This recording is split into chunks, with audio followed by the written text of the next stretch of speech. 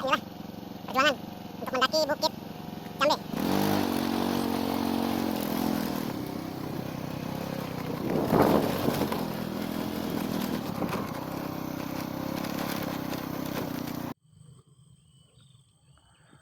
Assalamualaikum warahmatullahi wabarakatuh. Waalaikumsalam warahmatullahi wabarakatuh.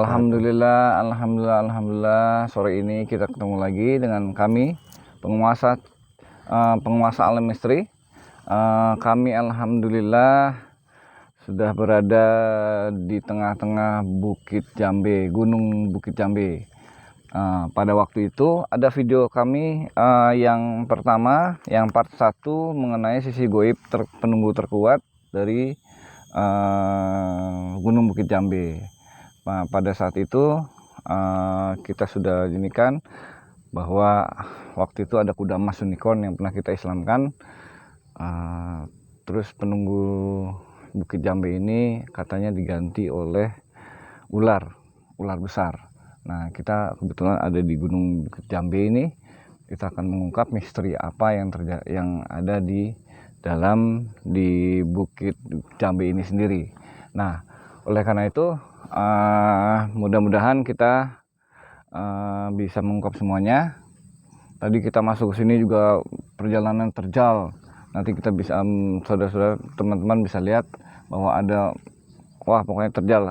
Kita mau ke atas saja agak susah karena memang jalannya berbatu dan kapur. Nah, ini akhirnya kita berhenti di tengah. Kita akan menguak di sini. Alhamdulillah. Kita coba selanjutnya ini. Mari kita saksikan mediumisasi untuk menguak takbir misteri apa yang ada misteri di Bukit Jambe ini. Dengan teman kami Pak Eko sebagai navigatornya dan saya sebagai mediatornya. Mari kita saksikan. Gimana ya? Sini aja ya. Sini aja. Oke. Bismillahirrahmanirrahim. Sangat channel para praktek pada saya jadi selama yang kami semua terbakar semua daerah ini radius 20 meter. Kunci tidak ada masalah. Bismillahirrahmanirrahim.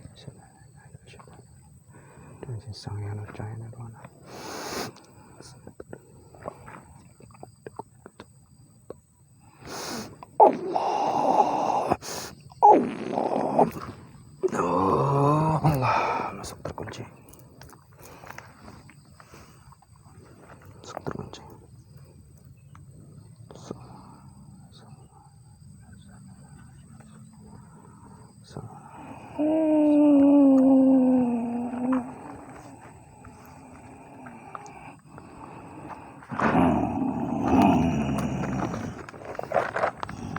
Ayo bisa bicara seperti manusia. Allahu, dengan siapa ini? Assalamualaikum. Assalamualaikum. Ya. Dengan siapa ini? Saya penunggu Bukit Jambe. Oh, penunggu Bukit Jambe ya. Kamu siapa? Saya bukan siapa-siapa, utusan dari guru kami. Ya udah, berdiri aja berdiri seperti manusia. Allahu. Ayo bisa berdiri. Berdiri aja. Apa ini wujudmu? Apa wujudmu? Saya ular piton. Oh, ular piton. Udah lama tinggal di Gunung Jambe ini? Bukit. Saya baru di sini. Oh. Sebelumnya adalah kuda unicorn. Oh, sebelumnya kuda unicorn. Iya. Terus kuda itu kemana? Saya tidak tahu. Terus kamu di sini yang utus siapa ini? Penguasa Laut Utara. Siapa beliau yang utus kamu? Dewi Lanjar. Dewi Lanjar. Iya. Lanjar. Kamu diutus dengan Dewi Lanjar berarti ya? Betul. Oh, untuk menjaga di bukit ini ya? Ya. Berarti kamu kenal nggak dengan siapa Sang Hyang Nurcahyani Nirwana? Siapa beliau? Beliau adalah penguasa alam gaib. Seperti alam kami, alam jin dan siluman. Beliau juga penguasa semua alam di atas alam jin. Oh gitu. Ada alam ruh, alam kayangan, dan alam-alam akhirat yang lain.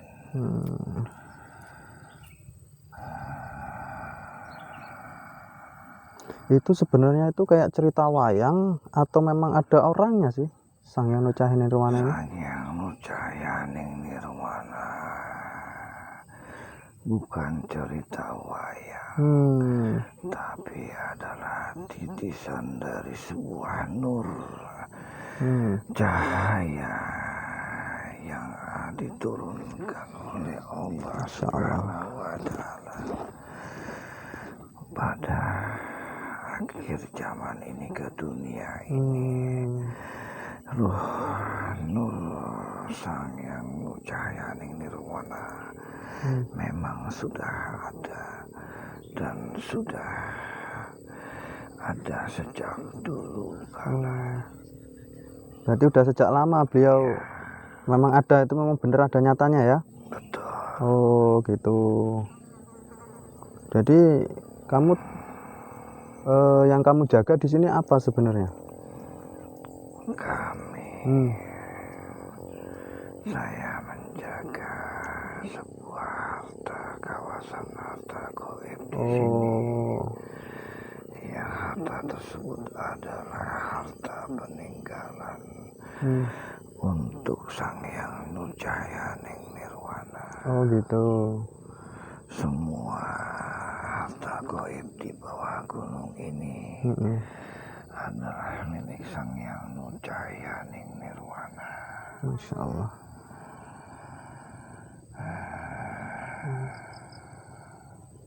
Kira-kira ini orangnya itu masih hidup atau hidupnya itu hidup nyata atau gimana ini? Jasadnya ada, hanya ruhnya Sang Hyang Nurcahyani Nirwana bisa kemana-mana. Walaupun jasadnya di dunia ini beliau sudah ada. Oh, Masya Allah. Berarti jasadnya itu ada di bumi ini, cuman kekuasaan beliau sampai kemana-mana ini ya? Betul. Berarti di jasad itu ada ruh Sang Hyang Nurcahyani Nirwana? Betul. Oh, salah. Jadi kenapa kok beliau itu disebut penguasa alam gaib? Karena beliau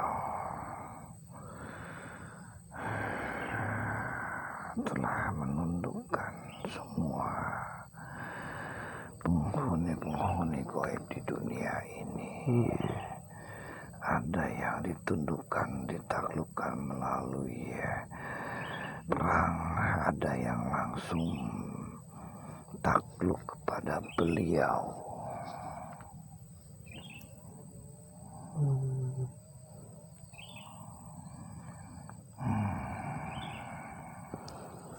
Jadi yang dilakukan beliau dulu itu menaklukkan alam gaib itu dengan cara bagaimana itu?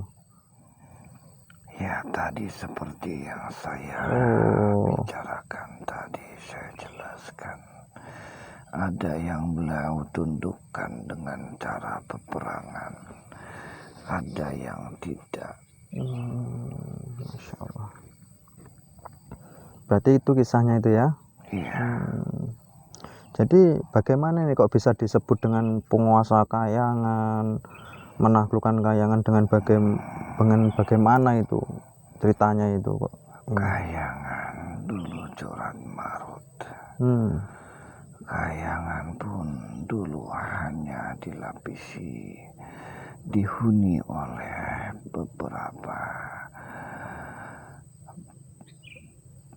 beberapa kelompok-kelompok bangsa di sana.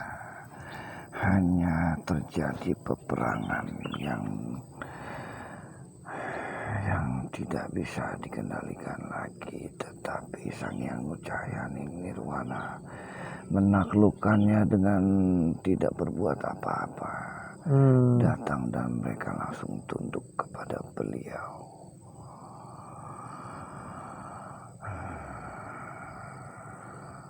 Jadi beliau ini kan wujudnya ini, jasadnya ini kan manusia biasa nih. Betul. Bagaimana beliau ini bisa naik ke Kayang itu bagaimana caranya? Yang naik ke Kayangan kan ruhnya. Oh gitu. Jasadnya bisa di mana saja. Salah satu ruhnya adalah ruh dari Sang Hyang Nurcahayaning. Masya Allah. Yang bisa naik ke langit, bisa naik ke akhirat, dan bisa naik kemana-mana. Itu terus katanya Kayangan itu ada juga di atas India, apa benar itu? Ya, Kayangan ada di atas India. Di atas India. Dan di atas Pulau Jawa. Dan di atas laut Pulau Jawa ya? Ya. Oh gitu ya. Jadi di sana itu siapa pemimpinnya? Pemimpinnya ya Sang Hyang Nurcahayaning Nirwana. Berarti semuanya itu udah takluk dengan Sang Hyang Nurcahayaning Nirwana? Ya, takluk kepada beliau.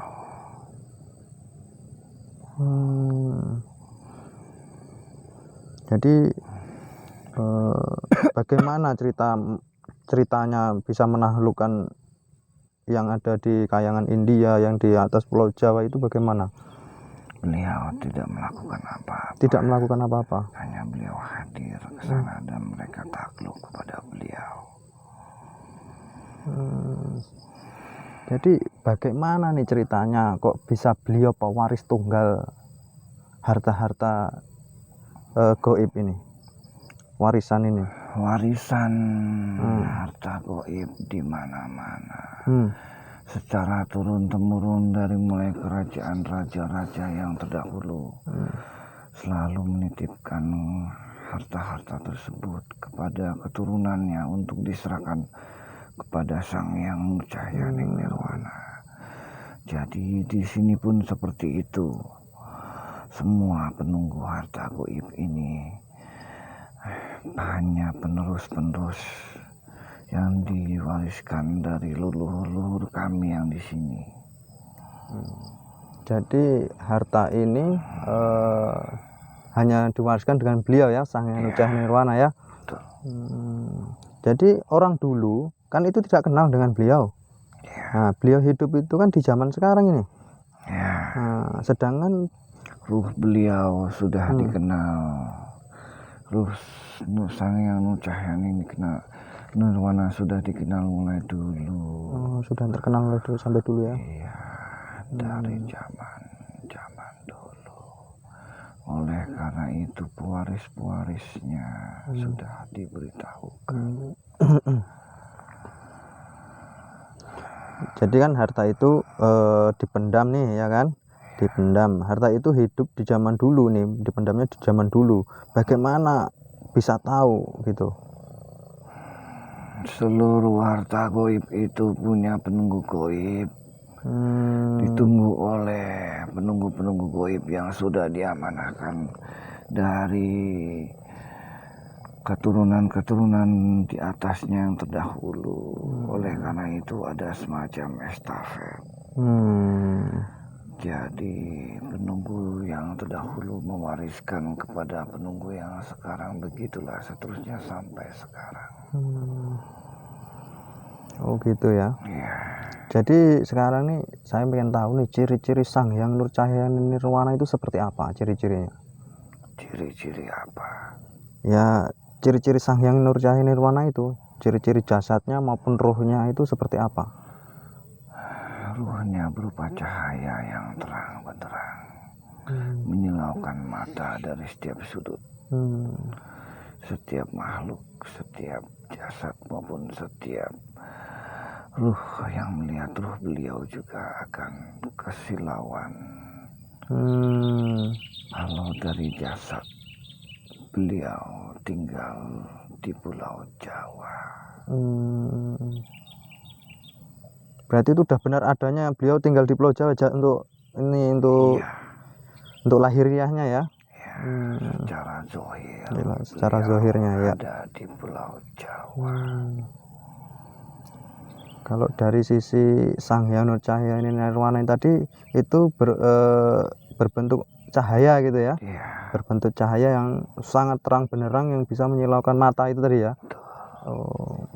Kalau dari ciri-ciri goibnya itu seperti apa? itu secara goib. Itu secara goibnya itu tadi ya. Terus sifat beliau itu seperti apa? Sifatnya beliau itu? Sifat beliau. Sifatnya itu yang bagaimana beliau itu? Sifat-sifatnya Rasulullah Shallallahu Alaihi Wasallam.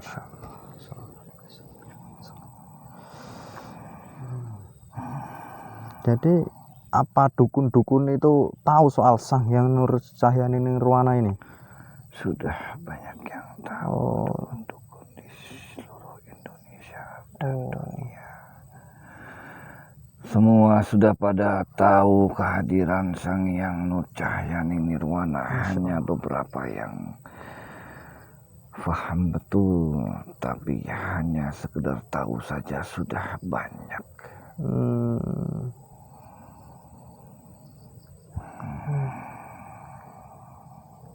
Jadi yang ini nih, kalau orang yang punya ilmu terawang gitu bisa nggak tahu dengan Sang Hyang Nur Beliau Cahya? tidak bisa diterawang. Jadi beliau itu tidak bisa diterawang, tidak bisa dilihat ya? Tidak bisa, secara ruhnya tidak bisa. Berarti siapapun tidak bisa melihat ya? Tidak bisa. Terus bagaimana nih Sang Hyang Nur Cahya Nirwana nih cara menyikapi terhadap dukun-dukun itu?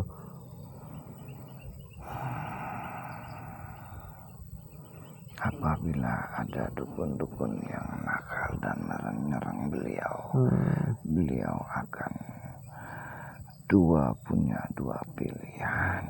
Mati tiba-tiba pada saat itu atau mati secara perlahan.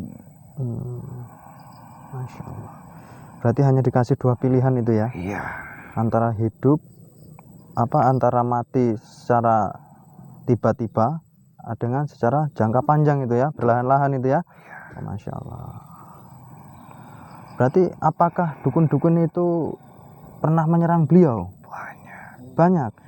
Setiap menit, setiap detik banyak dukun yang menyerang beliau. Oh gitu. Iya. Berarti dukun ini tadi caranya itu lewat santet berarti nyerang beliau ini ya? Iya. Oh, berarti hampir setiap detik, setiap menit itu beliau diserang oleh dukun-dukun ini. Iya, betul. Apa dukun ini tadi nggak tahu kalau beliau bisa membunuh ini tadi?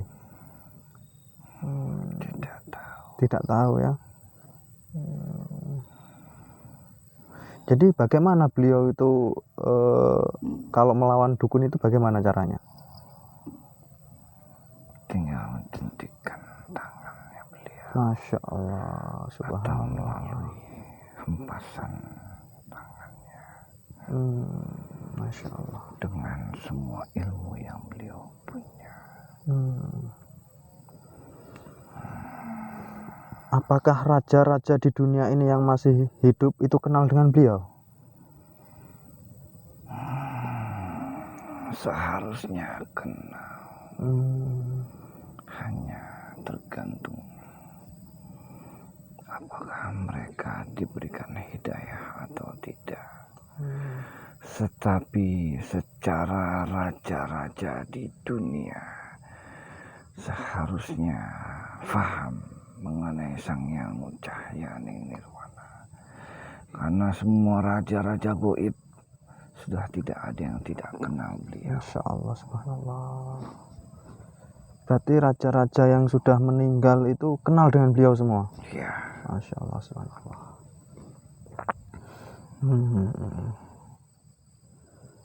Jadi kalau para wali itu kenal nggak dengan beliau? kenal. Kenal ya? Ya, Masya Allah, subhanallah. Jadi siapa yang sering berkunjung ke beliau itu siapa? maksudnya Yang sering berkunjung dengan Sang Hyang Nurcahyani Nirwana itu siapa orangnya? saya tidak paham. Tidak paham ya? Pertanyaannya. Kalau secara lahiriahnya itu siapa yang sering mengunjungi beliau itu? Yang di dunia ini, Hanya sedikit orang-orang yang berhak untuk melihat dan bertemu dengan beliau. Masya Allah. Sekarang mungkin jamaah-jamaah dan murid-murid beliau juga tidak semua pernah bertemu dengan beliau.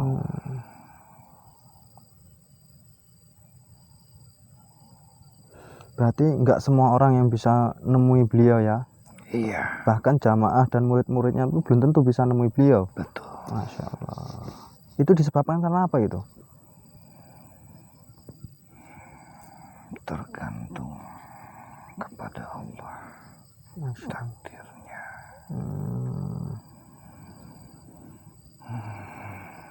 Jadi beliau itu jadi penguasa alam gaib itu di Jawa atau sampai batas mana nih wilayah beliau ini? Seluruh dunia Masya Allah, subhanallah.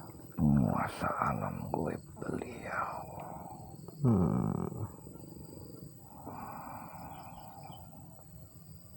Jadi apakah gaib yang di Mesir, Cina, Arab semua tahu dan tunduk kepada beliau? Iya, Semuanya itu. semuanya tunduk.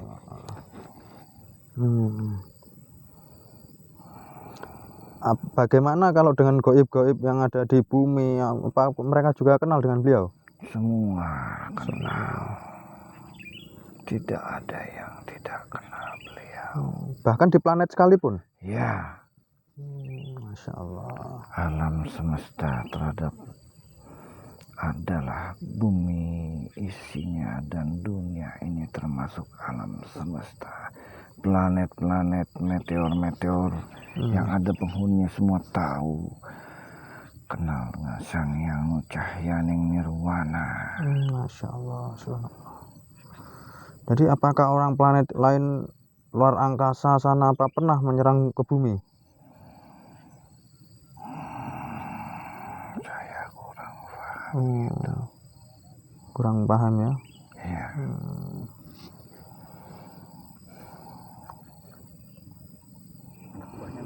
Jadi anak buahmu diutus untuk mendampingi kamu ini, di sini ada berapa pasukan? 999.000. Itu wujudnya ular semua. Ya, Masya Allah. Jadi harta yang ada di sini nih, kapan mau diserahkan dengan beliau itu kapan? sebentar lagi. Sebentar lagi. Ya. Baru kelinting. Siapa? Baru kelinting. Baro Klinting. Jadi kamu sebelumnya udah kenal dengan siapa tadi penguasa bukit ini? Dengan Mas siapa tadi, Unicorn? Ya, Oh, sebelumnya kamu udah kenal dengan beliau? belum. Belum ya? Beliau pernah hadir ke sini untuk memberitahukan bahwa kalian akan hadir di sini. Oh gitu. Berarti beliau udah mengasih ini ya, informasi kalau bahwanya kami akan hadir ke sini ya. Ya, Wujudnya itu besar nggak? Wujud ini. wujud kuda emas. Oh iya. Unicorn seperempat bukit ini Seperempat bukit ini besarnya. ya. Kalau dengan sampean tadi, dengan siapa tadi namanya, lupa saya. Baru kelinting. Linting. Barok Linting. Itu seberapa besar wujudmu di sini?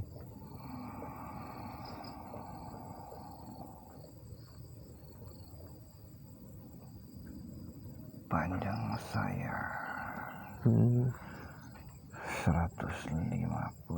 meter. Itu panjangnya ya 150 meter ya. Besarnya 3 kali pohon kelapa. 3 kali pohon kelapa. Batang pohon kelapa. Batang pohon kelapa ya. Masya Allah. Jadi cabang ini, sebelum saya minta maaf, cabang harta yang ada di sini itu di mana aja letaknya? Saya kurang paham. Kurang paham. Kalau untuk wilayah Lampung sendiri, Saya kurang paham. kurang paham ya. Karena sebelumnya saya bukan sosok penunggu harta. Saya hanya sosok penunggu gunung dulunya. Oh, gitu ya. Baiklah. Terima kasih banyak atas informasinya. Mohon maaf kalau Kelestarian alam dan ekosistem di bukit ini. Masya Allah. Dan untuk para murid dan jamaahnya, semoga kalian istiqomah Amin. dalam menjalankan semua amaliyah dari guru kalian Sang Yang Nurcahyaning Nirwana. Amin. Terima kasih. Amin. Semoga kalian paham. Iya, siap. Insya Allah. Saya mohon pamit. Ya, monggo, silahkan.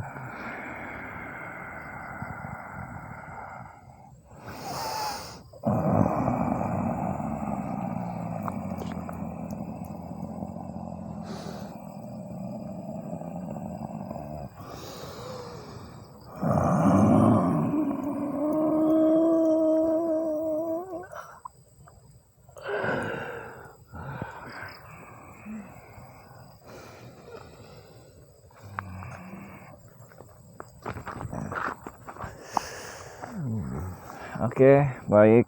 Alhamdulillah kita sudah menyelesaikan tadi menguak misteri apa yang terjadi, apa yang ada di Gunung Bukit Jambe ini. Ternyata ada penyimpanan harta goib yang khusus untuk Sang Yang Nurcahyaning Nirwana. Terima kasih atas waktunya. Mudah-mudahan bisa menambah wawasan dan pengetahuan para penonton-penonton di rumah. Dan kami mohon maaf kalau kami ada salah dalam membuka takbir misteri di Gunung Bukit Jambe ini, karena kami tidak akan memberikan hal-hal yang tidak baik kepada masyarakat. Ini adalah sisi goib dari Bukit Jambe ini sendiri. Assalamualaikum warahmatullahi wabarakatuh. Waalaikumsalam warahmatullahi wabarakatuh.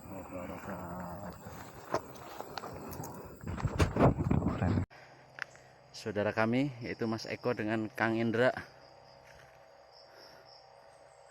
Bagaimana perjalanannya? Lumayan, Mantap. Gimana? Mantap ya? Luar biasa ya. Lihat, tanjakannya lumayan Lumayan tinggi. Hidup turunnya. Motor aja sampai nggak hidup karena supaya bensinnya irit.